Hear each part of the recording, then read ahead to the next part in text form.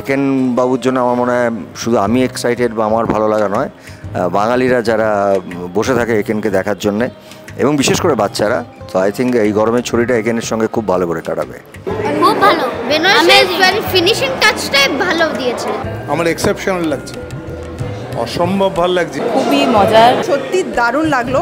ভালো স্মৃতি নিয়ে বাড়ি যাওয়ার মতো একটা ছবি রিলিজ করছে।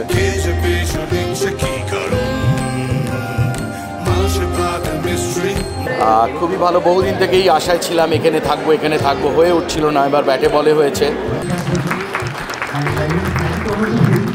মানে আমরা যখন ওগুলো পড়েছি, পড়ে ওই মুহূর্তে যে রিয়াকশন পেয়েছি তাতে আমরা বুঝে গেছিলাম যে এটা হলেও একটা হাততালি আসবে। অসাধারণ, মানে ছেড়ে ওঠা যাচ্ছে না জাস্ট। অনির্বাণদা একটু বলো, এত সিটি পেয়েছো, এত হাততালি পেয়েছো, সকলের রিয়াকশন দেখে ভীষণ ভীষণ আপ্লুত আমরা। নতুন কিছু একটা সারপ্রাইজ আছে এই ছবিতে, আমরা জানি সেটা। এখানে আমি প্রত্যেকটা দেখেছি। এই ছবিটা পার্টিকুলারলি, এই ছবিটা আপনারা হলে না দেখলে মিস করবেন। আমি তো খুবই এক্সাইটেড, আপনারা হলে এসে সিনেমাটা দেখুন। আমার মনে হয় বলার অপেক্ষা কি আপনারা করছেন, আপনারা অলরেডি মনে হয় টিকিট কেটে ফেলেছেন বা প্ল্যান করেই ফেলেছেন।